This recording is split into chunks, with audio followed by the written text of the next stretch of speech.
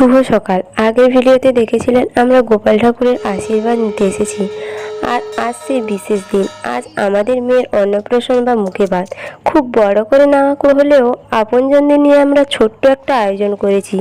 বাচ্চার প্রথম অন্নপ্রাশন বলে কথা, তাই মেনুতে আছে ওর জন্য বিশেষ পায়েস, বিভিন্ন রকম ভাজা, ফ্রায়েড রাইস, ফিশ চিলি, রুই মাছের ঝোল, আরও অনেক কিছু।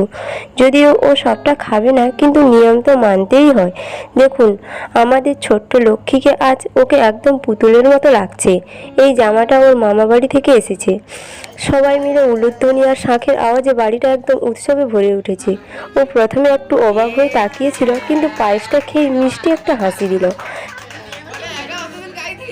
সবাই ওকে অনেক অনেক ভালোবাসা আর আশীর্বাদ দিচ্ছে। ওর জীবনের এই নতুন যাত্রার যেন খুব সুন্দর হয়। আপনারাও সবাই প্রার্থনা করবেন। টাটা।